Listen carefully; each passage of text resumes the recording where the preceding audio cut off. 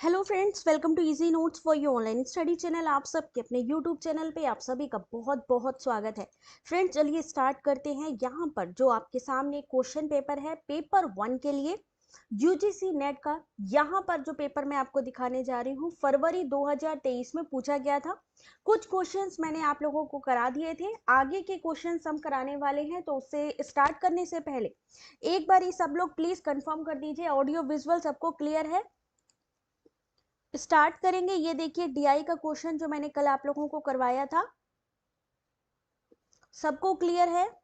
Audio visual कोई ऐसा issue तो नहीं है? कल कितने क्वेश्चन हो गए थे हमारे? क्वेश्चन नंबर 19 20 हो गया था। 21 का मैंने आपसे कहा था कि इजी सॉल्यूशन किसी ने ढूंढा? क्वेश्चन नंबर 21 का इजी सॉल्यूशन क्या किसी ने ढूंढा है? वर्षा, राजिंदर, आशु, राजमुनि, रेखा, मनीषा, विशाल, पूनम, रेणु, माही, रंजना। कल एक क्वेश्चन ये मैंने आप लोगों को दिखाया था, मैंने कहा था इसको गूगल पे सर्च करना। कितने लोगों ने सर्च किया है? एक बारी जरा हाथ उठाइए। कितने लोगों ने सर्च किया है इसको? क्योंकि गूगल पे आपको इसका बहुत ही इजी तरीका है वहां पे। ठीक है, चलो आगे बढ़े हम। क्वेश्चन नंबर कहाँ पे थे भाई? Question number 21 22 question number, I hope कि ये भी आप लोगों ने पढ़ा होगा। क्वेश्चन नंबर 22 क्या था? किसी मूलधन राशि पर 5% प्रति वर्ष की दर से 2 वर्षों की अवधि में साधारण चक्रवर्ती ब्याज का अंतर 11.25 है। अंतर कितना है? 11.25। इस पे लगा देंगे चक्रवर्ती ब्याज का फॉर्मूला। अंतर को भी डिफरेंस लेकर आएंगे 4500, यानी सिंपल इंटरेस्ट। कोई बात नहीं वर्षा, विहान क्लियर है? इमरान, चलो वेरी गुड। यहाँ पर आप लोगों के सामने ये मैथमेटिकल क्वेश्चन है, एक बारी आप इसको देख लीजिएगा क्योंकि इसी तरीके के क्वेश्चन आपके एग्जाम में आएंगे। ठीक है, क्वेश्चन नंबर 24 एक बारी जल्दी से सॉल्व करके दिखाइएगा। क्वेश्चन नंबर 24 रीजनिंग का क्वेश्चन है। कल इसका पीडीएफ भी मैंने वेबसाइट पर अपलोड किया था। आई डोंट नो आप लोगों ने डाउनलोड किया या नहीं, बट मैंने अपलोड कर दिया था। तो 24 क्वेश्चन नंबर का जल्दी से आप सभी लोग आंसर करिए।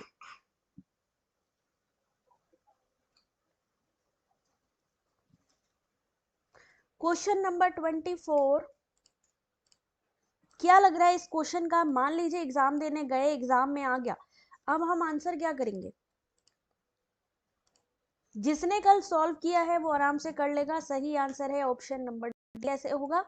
यहाँ पर वैल्यू लिखी है, टी की वैल्यू 4 बताई है, 0 की 1 बताई है, यू की 5 एंड आर को जो डिनोट किया गया है 6 से। तो यहाँ पे स्वेटर का कोड किससे बनाया गया है? इन्हीं लेटर से डी कोड किया गया है, यानी कोडिंग डी कोडिंग आपके सामने। क्वेश्चन नंबर 24 25, क्वेश्चन नंबर 25, और आपको मैं टाइम दे रही हूँ 30 सेकेंड्स।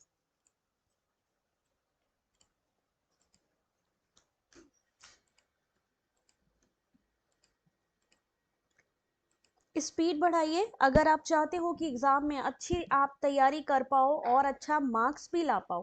क्योंकि अब जो एग्जाम होगा दिसंबर 2023 में होगा, और दिसंबर 2023 के लिए बहुत सारे बच्चों ने अप्लाई किया हुआ है। क्योंकि नेक्स्ट एग्जाम जो होगा जून 2024 में होगा, हालांकि इसकी डेट भी आ चुकी है।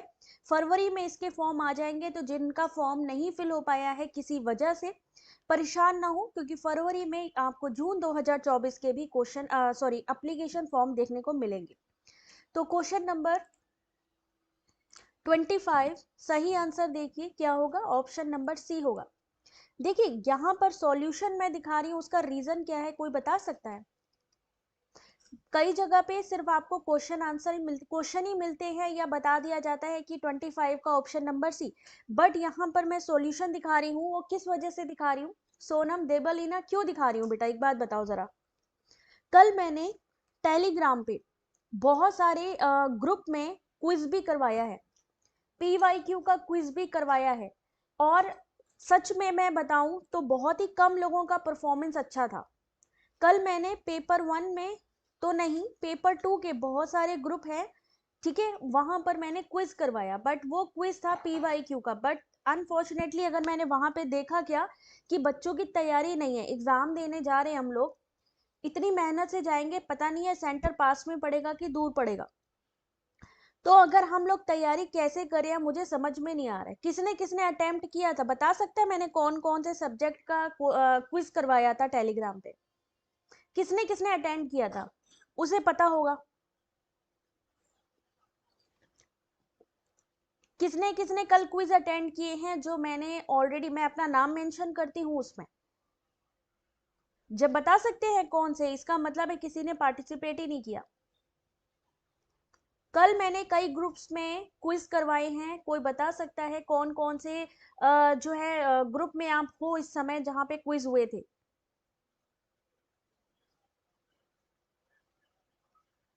Good evening Baba Saheb.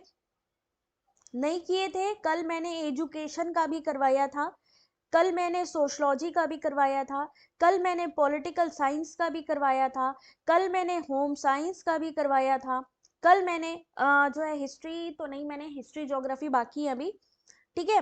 उसके अलावा और भी थे जो ग्रुप मैंने करवाए हैं। तो आप सबसे रिक्वेस्ट है प्लीज अपने ग्रुप में एक्टिव रहिए। अगर आप लोग पेपर 2 भी पढ़ रहे हैं, टेलीग्राम पे जुड़े हैं, पता नहीं चलता सोनम एक्चुअली क्या है। बिल्कुल डेफिनेटली बेटा, आपको 8:30 बजे डेली ज्वाइन करना है, 8:30 से 9, क्योंकि थोड़ा सा बच्चा अभी थोड़ा एंजल की तबीयत ठीक नहीं थी, डेट इज वाई मुझे थोड़ा डिले हो गया। मैंने कहा उसको थोड़ा खाना पीना खिला दूं तो फिर मैं थोड़ा बेफिक्र होकर के क्लास ले पाऊंगी, ठीक है। इस वजह से थोड़ा डिले हुआ, अदरवाइज 8:30 बजे आप लोग ज्वाइन कर सकते हो। इकोनॉमिक्स में वेरी गुड, विजय ने बिल्कुल सही कहा। कल एक और क्विज हुआ था, वो हुआ था इकोनॉमिक्स में भी करवाया था मैंने। तो भाई दीपशिका सोशलॉजी में ज्वाइन नहीं हो पाते, क्यों नहीं ज्वाइन हो पाते दीपशिका? मैंने तो वहां पे सबको परमिशन भी दे रखी है। अनफॉर्चुनेटली वहां पर मैंने देखा कोई भी बच्चा इन ग्रुप्स में कंटिन्यू, एक एजुकेशन में मैं बात करूं तो क्विज चल रहे हैं, लेकिन sociology, political science, home science, economics, इसमें इतने सारे बच्चे होने के बावजूद भी क्विज कोई करवा ही नहीं रहा है। क्विज करवाने का ये मतलब नहीं होता है, अगर मैं यहाँ पे आपको क्वेश्चन प्रिपेयर करा रही हूँ, इट डजेंट मीन कि यार क्यों करवा रही हूँ, इसीलिए ना कि आपकी बेटर प्रिपरेशन हो सके। तो क्विज अगर आप करवाओगे तो आपकी नॉलेज ही बढ़ेगी, कम नहीं होगी। एजुकेशन ऐसी चीज है जो बढ़ती है बांटने से, समझ आ रही है ना? तो सब लोग प्लीज पार्टिसिपेट करो। होम साइंस में नहीं ले पाते, क्या नहीं ले पाते हैं? सुवर्णो 8:30 बजे बेटा जरूर देखना। अभी सब लोग क्या करना, जिसको भी कोई भी इशू हो, पेपर 1 का मैं ऑन करूंगी, ठीक है, थोड़ी क्लास के बाद मैं ऑन करूंगी मैसेज, वहां पे जिसको भी जो भी इशू हो टेलीग्राम पे मुझे बता देना। हिंदी में भी 26 क्वेश्चन नंबर आंसर करिए जल्दी से। निम्नलिखित युक्ति में कौन सा तर्क दोष है? समाज के रूप में हमारा दायित्व है कि हम जरूरतमंद लोगों की सहायता करें, क्योंकि जिन लोगों के पास पर्याप्त संसाधन नहीं होता है उनका सामुदायिक संसाधनों पर अधिकार होता है। कौन सी फैलेसी है इस आर्ग्यूमेंट में? बैगिंग द क्वेश्चन, इक्विविकेशन यानी समानता। यहाँ पे इक्विविकेशन क्या होता है? जहां पे आपको लगे कि समान शब्दों का यूज हुआ है लेकिन अलग अलग अर्थों में। फैलेसी ऑफ कंपोजिशन, कंपोजिशन का क्या मतलब है? मान लीजिए हम किसी पर्टिकुलर देश की बात करें कि आयरलैंड के व्यक्ति ऐसे हैं और वो इस वजह से ऐसा काम नहीं कर पाते। अपील टू इमोशन, जहां पे आपकी फीलिंग से रिलेटेड कोई जो है आपको डिस्ट्रैक्ट करने की कोई कोशिश करे। तो 26 का सही आंसर है option number 1, begging the question, जिसे हम आत्मश्रय दोष कहते हैं। समाज के रूप में हमारा दायित्व है कि जब हम जरूरतमंद लोगों की सहायता करें, क्योंकि जिन लोगों के पास पर्याप्त संसाधन नहीं है उनका सामुदायिक संसाधनों पर अधिकार होता है। इसमें कैसा दोष है? आत्मश्रय दोष होता है। 27 question number, classical square of opposition. अभी मैं बहुत जल्दी PYQ लाने वाली हूँ पेपर 2 के, ठीक है। और जिस ग्रुप में ज्यादा एक्टिव होंगे बच्चे, जिस ग्रुप में भी सबसे ज्यादा बच्चे होंगे एक्टिव, उस ग्रुप का मैं PYQ सॉल्व करवाने वाली हूँ। तो अपने अपने ग्रुप में भाई एक्टिव हो जाइए। स्टेटमेंट और लॉजिकल इक्विपमेंट, यहाँ पे आपके सामने है कि आपको बताना है कि संप्रेषण का प्रभाव और उसकी विशेषता। ये तो क्लासिकल स्क्वायर ऑफ अपोजिशन का क्वेश्चन है, बट ऐसे क्यों दे दिया इन्होंने। लॉजिकल जो इक्विवेलेंट है यानी समान है, एक स्टेटमेंट दिया, ये संप्रेषण के प्रभाव नहीं है, ये क्लासिकल स्क्वायर ऑफ अपोजिशन है, और आपको बताना है कि कौन उसके लॉजिकली इक्विवेलेंट है, समान है ए बी सी या डी के। सही आंसर ऑप्शन नंबर सी। कोई भी मछली स्तनपायी यानी कि मैमल्स नहीं है, कोई भी स्तनपायी मछलियां नहीं होती हैं, सभी मछलियां स्तनपायी होती हैं, कोई भी मछली गैर स्तनपायी नहीं होती हैं, कुछ मछलियां स्तनपायी हैं, कुछ मैमल्स मछलियां होती हैं, कुछ मैमल्स मछलियां नहीं होती हैं। अगर भाई इसको वेन डायग्राम से सॉल्व करेंगे तो कैसे सॉल्व करेंगे, हमने पहला डायग्राम बनाया, कोई भी मछली मैमल्स नहीं है, तो कोई भी मछली क्या नहीं है, मैमल्स नहीं है। तो अगर ऊपर का स्टेटमेंट देखो, ये नीचे क्या बनाया हमने, फिश, और ये बनाया मैमल, तो कोई भी मैमल मछलियां नहीं है, पहले को वो प्रूफ कर रहा है। इसको वेन डायग्राम से भी आप लोग बना के सॉल्व कर सकते हैं। क्वेश्चन नंबर 28, देखो मेरे पास बेटा जैसे ही टाइम होता है मैं उसके अकॉर्डिंग क्विज करवाती हूँ टेलीग्राम पे, ठीक है, तो इसलिए मैं कोई टेलीग्राम पे ग्रुप में मैं नहीं बता सकती हूँ कि मैं किस टाइम पर लेने वाली हूँ, मैं वहां पे क्विज बनाती हूँ और शेयर कर देती हूँ। अब आप लोगों को जैसा टाइम मिले आप लोग उसको स्टार्ट कर सकते हो, स्टार्ट करने का ऑप्शन तो आपके हाथ में ही होता है ना। श्रेया, वहां पे पेपर 1 पेपर 2 बहुत सारे ग्रुप हैं, पेपर 1 का ग्रुप है, पेपर 2 में education, history, sociology, political science, है ना, हिस्ट्री हो गया, ज्योग्राफी हो गया, ये सारे ग्रुप भी हैं, तो अटेंड कर सकते हो आप लोग। 28 क्वेश्चन नंबर लिखा क्या है कि यदि कथन कुछ पशु पक्षी होते हैं गलत मान लिया जाए तो इनमें से कौन सा तात्कालिक रूप से सही माना जाएगा। क्लासिकल स्क्वायर ऑफ अपोजिशन आप लोग प्लीज बनाइए, और उसमें से देखिए कि अगर इन्होंने कहा है कि कुछ पशु पक्षी होते हैं, यानी अगर सम को यहाँ पे सॉरी पर्टिकुलर अफर्मेटिव को यानी सम को अगर हमने गलत मान लिया तो सही क्या हो सकता है, सही हो सकता है हमारा ये ई, हमारा ई सही हो सकता है, उसके अलावा ओ सही हो सकता है, लेकिन हमारा ए सही नहीं होगा, क्योंकि पॉजिटिव पॉजिटिव, अगर पॉजिटिव गलत है तो ये पॉजिटिव गलत होने के चांसेस है, तो ई और ओ हो सकता है यहाँ पे। तो 28 का सही आंसर है option number D. Option number D, ध्यान से देखिए, नो लगा है, यानी ये क्या है आपका, किसका क्वांटिफायर है, क्लासिकल स्क्वायर ऑफ अपोजिशन, ए ई आई ओ। ए का मतलब है जहां ऑल लगा हो, जहां एवरी लगा हो, ये आ गया आपका ऑल। ई का मतलब है जहां नो लगा हो, नन लगा हो, ठीक है। आई जहां हो वहां पे सम लग जाएगा, बट नॉट नहीं लगेगा, लेकिन यहाँ पे सम नॉट। मैंने क्या बताया, अगर ए हमारा कॉन्ट्राडिक्टरी संबंध किसका किसका है, आई और ई का, अगर आई हमारा गलत है इसका मतलब ई हमारा सही है, ई का मतलब है ये ऑप्शन नंबर बी, क्योंकि नो है यहाँ पे लगा हुआ। फिर मैंने क्या कहा, ये दोनों का संबंध है सब कॉन्ट्रेरी का, कैसा संबंध है, सब कॉन्ट्रेरी का, यानी ये दोनों एक साथ गलत नहीं हो सकते, इट मीन्स कि हमारा ओ सही होगा। ओ का मतलब है जहां सम भी लगा हो और नॉट भी लगा हो, तो option number C, B and C. यहां तक समझ में आ गया।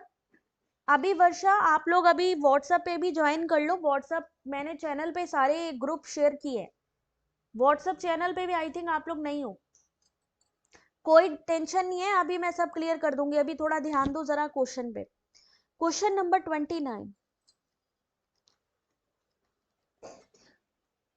क्वेश्चन नंबर 29, अब ये देखिए नए पैटर्न के अकॉर्डिंग, पहला यहाँ पे लॉजिकल रीजनिंग का पहला question classical square of opposition, दूसरा क्लासिकल स्क्वायर ऑफ, जबकि लॉजिकल रीजनिंग तो ये भी है, ये भी है, यहां से शुरू हुआ, यानी एक क्वेश्चन, दो क्वेश्चन, तीन, चार, चार क्वेश्चन हो गए लॉजिकल रीजनिंग से, यानी कि ये टॉपिक से कंटिन्यू क्वेश्चन आ रहा है।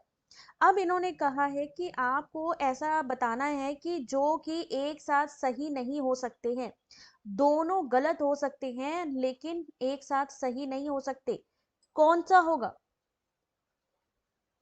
हिंदी का भी है टेलीग्राम पे, होम साइंस का भी है, अभी मैं शेयर कर दूंगी, डोंट वरी। किसका किसका संबंध ऐसा है जो एक साथ गलत नहीं एक साथ गलत हो सकते हैं लेकिन सही नहीं होंगे। यानी वो कहता है कि भाई देखो, या तो यस या तो नो, या तो आप यस बोलो या तो नो बोलो, दोनों में से कोई एक चीज हो सकती है, दोनों का बीच का कोई रास्ता ही नहीं है। वो संबंध किसका होता है? ए और ई का संबंध। लेकिन हमारा आई और ओ का संबंध कैसा होता है? इन ये दोनों कहते हैं हम दोनों सही हो सकते हैं लेकिन दोनों एक साथ गलत नहीं हो सकते। तो ये संबंध किसका है? सब कॉन्ट्रेरी का संबंध है। कैसा संबंध है, कैसा रिलेशनशिप है? सब कॉन्ट्रेरी का। तो फर्स्ट जो यहाँ स्टेटमेंट बन रहा है, विच of the following statements that are related they cannot both be true although they both may be false, that is contrary। कैसा संबंध है? कॉन्ट्रेरी। सो यहाँ पे सही आंसर क्या होगा? Question number 29, option number B, A and B. A and B यानी all tree have roots, no tree, यानी ए का क्या बताया था मैंने आपको? ए और ई, ऊपर का जो था सब कॉन्ट्रेरी। ए में आ गया ऑल, ई में आ गया नो। और इन दोनों का कैसा होता है? यूनिवर्सल। ये किस पे लागू होता है? कॉन्ट्रेरी, यूनिवर्सल यानी सार्वभौमिक पे। क्लियर? A B only. प्रणाम संजना, यहां तक समझ में आ गया इन दोनों का रिलेशनशिप? ये क्वेश्चन आ रहे हैं एसएम एग्जाम में। Okay, so next question is question number 30। Logical reasoning से है ये वाला क्वेश्चन, पांचवा क्वेश्चन आपका लॉजिकल रीजनिंग से। Trending topic, trending unit. According to Nyaya which of the following is an example of badhita fallacy. बधित तर्क दोष का उदाहरण इनमें से कौन सा है? Question number 30। Sound is equality because it is visible, sound is eternal because it is produced, all things are non-eternal because they are knowable, fire is cold because it is a substance। correct answer option number D, fire is cold because it is substance। बाधित तर्क का दोष है कि अग्नि शीतल है क्योंकि यह एक तत्व होती है। लेकिन क्या अग्नि शीतल है? क्या अग्नि शीतल है? सोनम 360 पे देखो जरा, क्वालिटी सेट करके। लाइक नहीं करते हो ना, इसीलिए प्रॉपर नहीं दिखता। सब लोग भाई जल्दी से लाइक कर दो, अपने फ्रेंड्स जो भी यूजीसी नेट का एग्जाम देने जा रहे हैं उनको शेयर कर दो, ये वीडियो ग्रुप्स में शेयर कर लो। ठीक है, अग्नि शीतल हो ही नहीं सकती है, तो अग्नि शीतल है क्योंकि ये एक तत्व है, ये बाधित तर्क दोष है। क्वेश्चन नंबर 31, बता सकते हैं ये क्वेश्चन क्या है? ये वाला क्वेश्चन एक्सेल वाला। एक्सेल का एक फॉर्मूला आपके सामने आ ही रहा है कंटिन्यू। इन्होंने कहा कि मान लीजिए, माना कि सूत्र इफ में ये दिया गया है, D2 में प्रविष्ट किया जाता है, फिर सेल को कॉपी किया जाता है, D3 D6 में पेस्ट किया जाता है, तो कॉलम डी किन दिनों में यस को दर्ज करेगा? Question number 31। थैंक यू वर्षा, सब लोग बेटा लाइक कर दो। गुड इवनिंग राजकुमार। ध्यान से देखिए एक्सेल का फॉर्मूला, और ये कंपलसरी क्वेश्चन है जो इस समय सबके क्वेश्चन पेपर में आ रहा है। कंपलसरी है, या तो आपका एक्सेल का फॉर्मूला आएगा, एक्सेल का आ ही रहा है फॉर्मूला।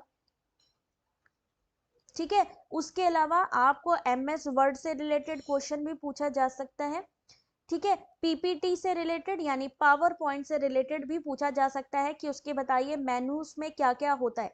तो इनको आप एमएस ऑफिस को अच्छे से पढ़ लीजिए। इसका आंसर मैं दिखा रही हूँ, option number 1, Monday and Friday.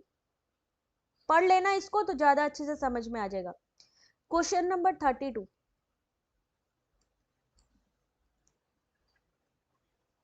Question number 32, which statement best describe data compression. Data compression को यानी डेटा संपीड़न को सर्वोत्तम ढंग से कौन वर्णित करता है? Question number 32। एक्सेल का एक क्वेश्चन आएगा, उसके लिए एक्सेल फॉर्मूले एक बार ही देख लेना। इफ वाले फॉर्मूले हैं जो है ना, या ड्रैग करके जब हम उस पे लेकर आते हैं तो क्या होता है, एक बार ही पढ़ लेना। एक ही क्वेश्चन आता है, ज्यादा नहीं आता एक्सेल का। मनीषा ने 32 का आंसर करना है बेटा, 31 है, 32 है ये। क्वेश्चन नंबर 32 सही answer option number C. Data compression एक ऐसी प्रक्रिया है जिसमें डेटा बिट्स को कम कर दिया जाता है जिससे कि स्टोरेज क्षमता, फाइल ट्रांसफर की गति बढ़ जाती है। इसका सबसे बड़ा लाभ ये है कि हर समान प्रकार के डेटा को कम बिट्स में सुरक्षित रख सकते हैं और संचारित कर सकते हैं। क्या होता है डेटा कंप्रेशन? मान लीजिए कोई बड़ी फाइल है, उसको आपने क्या किया, जिप में कर दिया। काफी बड़ी फाइल है, आपने उसको जिप में कर दिया, क्या होगा, वो एक स्टोरेज में आ जाएगा। 3 क्वेश्चन आया था सोनम आपके में, भाई देख लो, है ना। इस वजह से एक्सेल आप लोग जो एमएस ऑफिस है, देखिए इस समय क्या कर रहे हैं ये लोग, डिजिटलाइजेशन, जैसा कि मैंने आपको कहा कि इस पे जोर दे रहे हैं। तो ये लोग जो चाहते हैं ना कि जो आगे हमारे प्रोफेसर बने या पीएचडी करने आए वो इन सब चीजों के अवेयर हो। डेट इज वाई आईसीटी से बहुत ज्यादा ये लोग कनेक्टेड क्वेश्चन पूछ रहे हैं। Question number 33, statement 1 is Twitter is an example of a web 2.0 application. Statement 2 है web 2.0 refers to static text based information website. Data compression 50 MB to 20 MB. Email में अगर हम किसी डेटा को ईमेल में, अच्छा एक चीज बताइए जरा, कितना डेटा हम सेंड कर सकते हैं, कितने एमबी डेटा हम सेंड कर सकते हैं? व्हाट्सएप में, व्हाट्सएप सब यूज कर रहे हैं, व्हाट्सएप में हम कितनी इमेजेस या फाइल सेंड कर सकते हैं? ट्विटर हम यूज करते हैं, ट्विटर में जो हम ट्वीट करते हैं वो कितने कैरेक्टर का यूज करते हैं?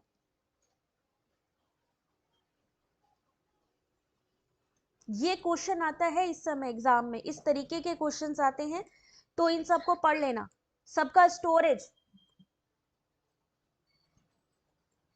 ठीक है। ट्विटर, अभी रिसेंटली एक थ्रेड लॉन्च किया गया है, थ्रेड पोर्टल, थ्रेड लॉन्च किया गया है। ये थ्रेड है क्या चीज? थ्रेड के बारे में जानते हैं कोई?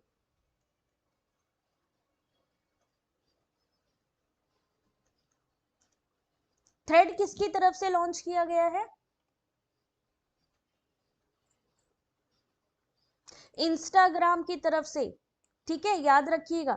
तो क्वेश्चन नंबर 33 सही आंसर है ऑप्शन नंबर सी, यानी पहला कथन सही है कि ट्विटर वेब 2.0 एप्लीकेशन का एक उदाहरण है। जबकि जो दूसरा है 2.0 स्थैतिक टेक्स्ट पर आधारित है, नहीं ये, क्योंकि स्थैतिक तो है ही नहीं है, ठीक है, कंटिन्यू वर्किंग रहता है, डायनामिक अप्रोच होता है, इसलिए यहां पर option number C. Twitter web 2.0 application एक उदाहरण है। 2.0 ऐसी वेबसाइट एप्लीकेशन है जो अंतिम उपयोगकर्ता यानी एंड यूजर के लिए उपयोगकर्ता जनित सामग्री का उपयोग करती है। वेब 2.0 इंटरनेट के नए युग को दर्शाता है जो सोशल नेटवर्किंग, क्लाउड कंप्यूटिंग, उच्च भागीदारी स्तर, यानी आप कितना सोशल नेटवर्किंग का यूज कर रहे हैं, कितना स्टोरेज, यानी क्लाउड का क्या मतलब, स्टोरेज को सेव कर रहे हैं, इंटरनेट का यूज कर रहे हैं। वेब 2.0 इंटरनेट की वर्तमान स्थिति का वर्णन करता है। इसके पहले क्या था? वेब 1.0 की तुलना में अधिक उपयोगकर्ता जनित सामग्री, अंतिम उपयोगकर्ताओं के लिए अधिक उपयोगिता। ये फेसबुक, ट्विटर, टिकटॉक, विकिपीडिया जैसे अनुप्रयोगों की भी अनुमति देता है, ठीक है। तो यहां से आपके क्वेश्चन आते हैं, आपसे ये भी पूछा जा सकता है कि जो विकिपीडिया है, यहां से एक क्वेश्चन आया है कि जो विकिपीडिया है, बताइए इसमें जब पोस्ट की जाती है, जो आर्टिकल होते हैं, सबसे पहले जो न्यू होते हैं वो पहले दिखाई देते हैं, या जो ओल्ड होते हैं वो आर्टिकल पहले दिखाई देते हैं? तो इस तरीके से भी क्वेश्चन पूछा जाता है आपसे, ठीक है, तो वैसे ही प्रिपेयर कीजिए। Question number 34, which of the following system use synchronized communication? What is the synchronization in a communication?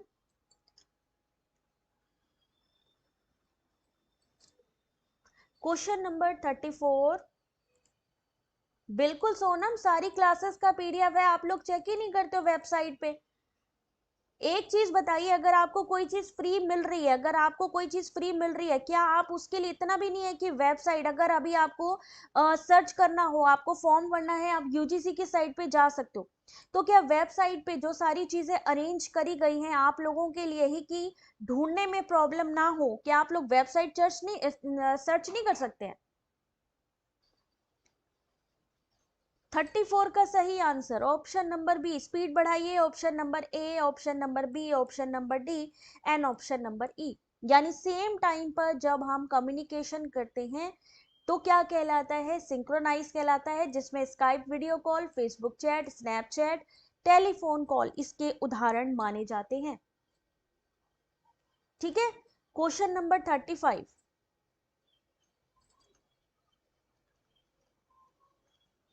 Question number 35 है सॉलिड स्टेट ड्राइव, रोम, डीवीडी रैम और रैम। किसको किसको ये प्रॉपर नहीं दिख रहा है क्वेश्चन, एक बारी प्लीज कंफर्म कर देना, क्योंकि ये क्वेश्चन का लेंथ थोड़ा ज्यादा है और एक स्क्रीन पे ये एडजस्ट नहीं हो पा रहा था। तो अगर नहीं दिख रहा है तो फिर मैं आपको पीडीएफ को डाउनलोड करने के लिए आपके पास गूगल ड्राइव होनी चाहिए। आप किस पे सेव करोगे अपनी पीडीएफ को? 35 सही आंसर देख लो इसका। सॉलिड स्टेट ड्राइव, इसका कोई घटक संचलनशील नहीं होता। रोम, इसकी प्रकृति स्थायी होती है, फर्मवेयर को भंडारित करती है। डीवीडी रैम, ऑप्टिकल मीडिया जो एक साथ पठन लेखन कार्य को करती है। रैम अस्थायी होती है। ऐसी कौन सी होती है रोम या रैम में जो आपके बूट सिस्टम को स्टार्ट करने में मदद करती है, बूटिंग में हेल्प करती है? नहीं दिख रहा था ना, कोई बात नहीं, इसीलिए मैंने उसको भी थोड़ा स्किप कर दिया है, आप लोग पीडीएफ में देख लीजिएगा। किसमें होता है बूटिंग, रोम में कि रैम में? 36 दिख रहा होगा, जल्दी आंसर करिए।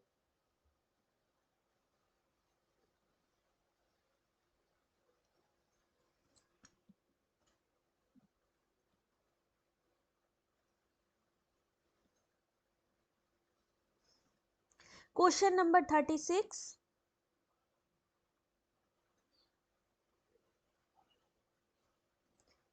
चलिए, 36 का सही आंसर, क्लोरीनीकरण किसके लिए किया जाता है? पानी में जो क्लोरीन मिलाया जाता है, इनका कहना है कि वो क्लोरीन किसके लिए मिलाया जाता है?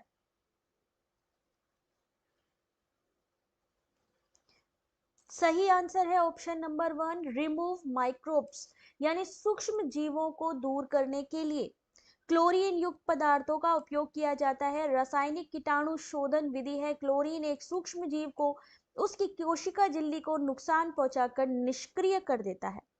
Question number 37।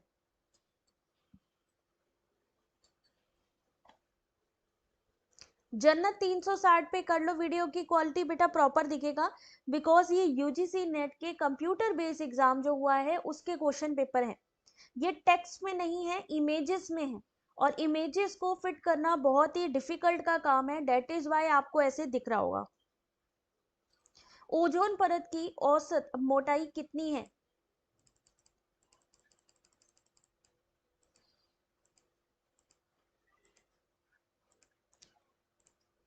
क्वेश्चन नंबर 37 सही आंसर है ऑप्शन नंबर बी।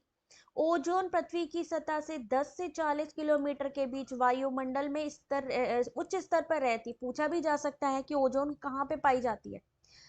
कहाँ पे पाई जाती है? समताप मंडल में, वायुमंडल में पाई जाने वाली समग्र ओजोन का 90% हिस्सा यहाँ पाया जाता है और इसकी औसत मोटाई 3 मिलीमीटर से 0.3 सेंटीमीटर अर्थात 1 सेंटीमीटर से कम होती है।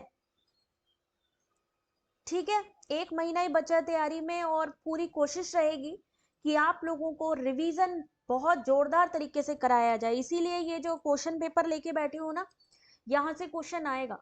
Ian exchange is an example of territory waste water treatment process. Ion exchange is use for the removal of residual suspended solids. Environment से आपका एक क्वेश्चन इयन एक्सचेंज से पूछा गया है, यहाँ पे क्वेश्चन आपका। कौन कौन जानता है ये वाले क्वेश्चंस के आंसर? समताप मंडल में होती है ओजोन, ठीक है, इसीलिए तो मैं जल्दी जल्दी क्वेश्चंस करवा रही हूं जिससे कि आपके पूरे कवर हो जाए। कॉन्ग्रेचुलेशन संजना, मेरी तरफ से भाई उसको भी बधाई बोलना, ठीक है। चलो आंसर देखो, ऑप्शन नंबर सी पहला कथन सही है और दूसरा कथन जो है वो गलत है। क्यों गलत है?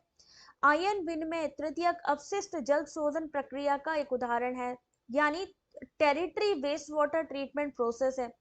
तृतीयक उपचार में एक आयन को दूसरे में विखनिजीकरण के लिए स्वैप करने के लिए इस्तेमाल किया जाता है। आयन विनिमय का आधार एक मजबूत बाध्यकारी आयन द्वारा कमजोर रूप से बाध्य आयन को विस्थापित करना है। आयन विनिमय विधि को जियोलाइट परमिटेड प्रक्रिया भी कहा जाता है और इस विधि में राल धुना का उपयोग करके पानी की स्थायी कठोरता को दूर किया जाता है। आयन विनिमय का उपयोग पानी में टीडीएस को कम करने के लिए किया जाता है। कुलदीप एक बारी वीडियो क्वालिटी बेटा 360 पे करके देखो, सब दिखेगा प्रॉपर। जैसा कि मैंने कहा टेक्स्ट नहीं है, ये इमेजेस हैं। कंप्यूटर बेस्ड एग्जाम से क्वेश्चन नंबर 39, मॉन्ट्रियल प्रोटोकॉल से संबंधित एनवायरनमेंट का ये question. Montreal protocol agreed in 1987 and came into force in 1990. Other statement is Kyoto Protocol was agreed in 1997 and came into force in 2005. So Montreal protocol और Kyoto protocol के बारे में इन दोनों में कौन सी चीज या कौन सा स्टेटमेंट सही है, ये आपको बताना है।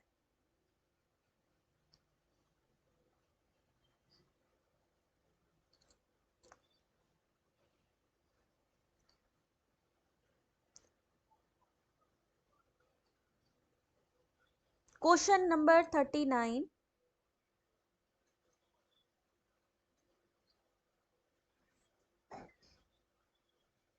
चलिए देखिए इस क्वेश्चन का सही आंसर।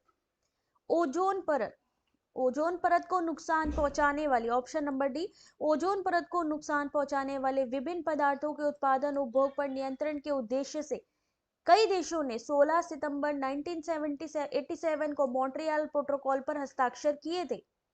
ये 1 जनवरी 1989 में अस्तित्व में आया था। ये देखिए गलत है यहाँ पे पहला स्टेटमेंट। दूसरा है कि क्योटो प्रोटोकॉल UNFCCC से जुड़ा एक अंतरराष्ट्रीय समझौता है, अंतरराष्ट्रीय रूप से बाध्यकारी उत्सर्जन कटौती लक्ष्यों के प्रति पक्षकारों को प्रतिबद्ध करता है और जापान के क्योटो में 1997 में आया और 2005 में प्रभावी हुआ। सही है कि नहीं? अब क्यों सही है ये आप लोग देख के खुद बताइए कि क्यों ये क्वेश्चन का आंसर सही है। अब अगर आपको इनके डेट पता है कि हाँ भाई इस डेट पे ये चीज हुई है, तो नेचुरल सी बात है आपको सारी चीजें क्लियर हो जाएंगी। क्वेश्चन नंबर 40,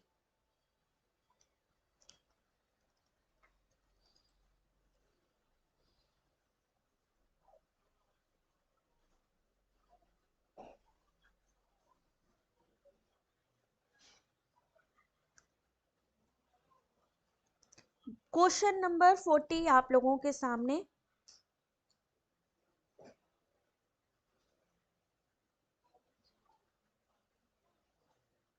मैं व्हाट्सएप चैनल का लिंक आप लोगों को प्रोवाइड कर रही हूँ, जिससे कि आप लोगों को जो लगता है कि क्लासेस नहीं मिल पाती हैं या आपको जो ग्रुप है उनकी डिटेल्स नहीं मिल पा रही हैं, तो यहाँ पर मैं आपको प्रोवाइड करूंगी। तो आप सभी से रिक्वेस्ट है व्हाट्सएप चैनल सब लोग जरूर ज्वाइन कर लीजिए। यहाँ पर मैं टेलीग्राम की लिंक, वेबसाइट पे ये जो PDF अपलोड होगी उसके बाद के लिंक भी प्रोवाइड करूंगी। बाकी क्विज के लिए टेलीग्राम ग्रुप ज्वाइन करें। 40 क्वेश्चन नंबर सही आंसर है सी, बिल्कुल सही है दीपशिका।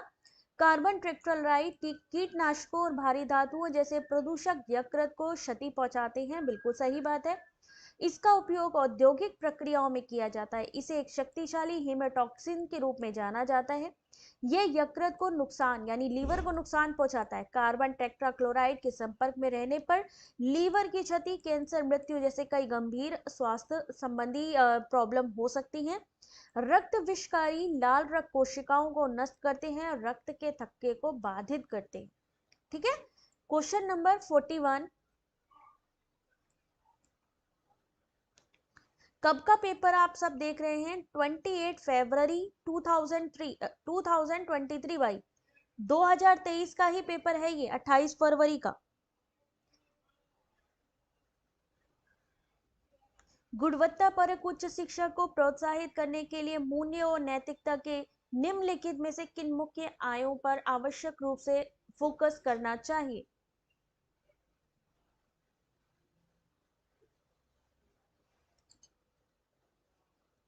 ये मैंने व्हाट्सएप चैनल की लिंक शेयर करी है, जहां पे आपको मेरे जितनी भी क्लासेस हैं, जैसी क्लास स्टार्ट होने वाली होगी अपडेट मिलती रहेंगी यहाँ पे।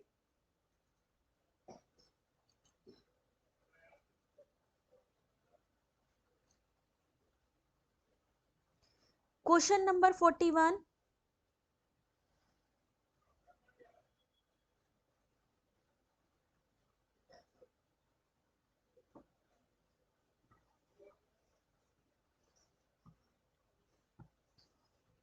सही आंसर है option number D, A B C D E ये सभी। अगर हमें क्वालिटी एजुकेशन को बढ़ावा देना है तो क्या होना चाहिए? अकाउंटेबिलिटी होनी चाहिए, पार्टिसिपेशन होना चाहिए, इंटीग्रिटी होनी चाहिए, कॉम्पिटेंसी होनी चाहिए एंड ट्रांसपेरेंसी होनी चाहिए। ये सभी चीजें होनी चाहिए, तो यहाँ सही answer option number D. Question number 42, शिक्षा के उद्देश्य वाली प्रथम बौद्ध परिषद कहाँ गठित की गई थी?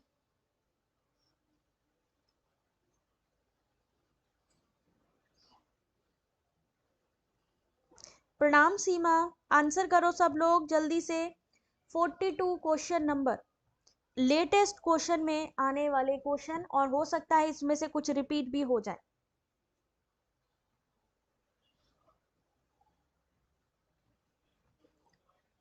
देवजनी ने 42 का आंसर किया है सी, और बिल्कुल सही है। सत्तापनी इन 1483, प्रथम बौद्ध परिषद 483 ईसा पूर्व में महात्मा बुद्ध की मृत्यु के पश्चात राजगृह में बुलाई गई थी, और इसकी अध्यक्षता आचार्य महाकश्यप ने की थी। अच्छा, किस यूनिट का क्वेश्चन है, क्या आप बता सकते हैं ये वाला? इस महासभा में बुद्ध की शिक्षाओं को विनय पिटक, सुत्त पिटक में विभाजित किया गया। विनय पिटक की रचना उपाली के नेतृत्व में और सुत्त पिटक की रचना आनंद के नेतृत्व में की गई। कौन सी यूनिट का क्वेश्चन है ये?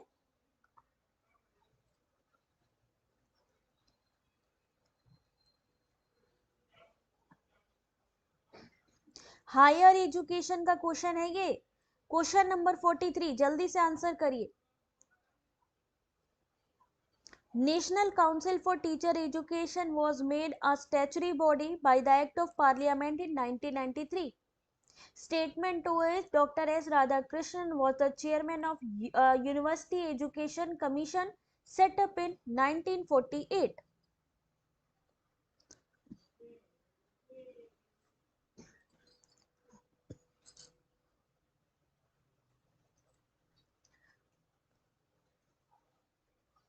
चलिए देखते हैं यहाँ पे इस क्वेश्चन का सही answer. 48 question number, sorry 43 question number.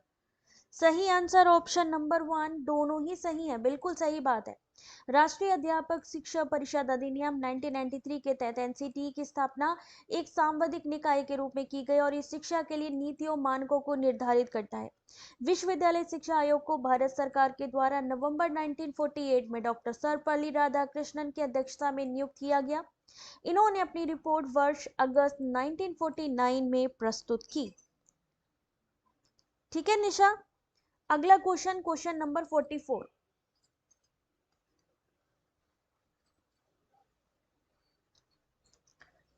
Bharat में 1902 में कौन से इंजीनियरिंग कॉलेज थे? सेम ऐसा ही पैटर्न एग्जाम में आपको देखने को मिलने वाला है, तो ये समझिए कि आप प्रैक्टिस कर रहे हैं ऐसे एग्जाम की।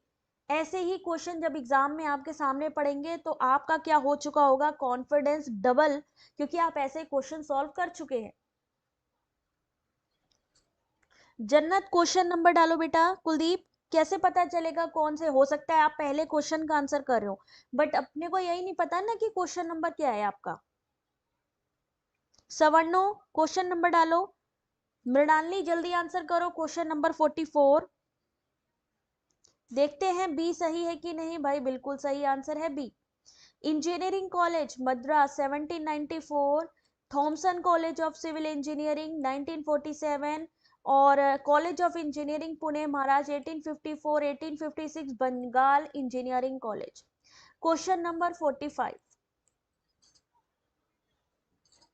क्वेश्चन नंबर 45 आपके सामने, जल्दी से इसका आंसर करिएगा।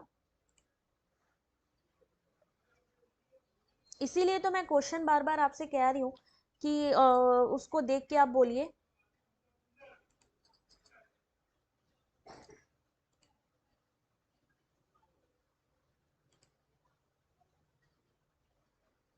Question number 45,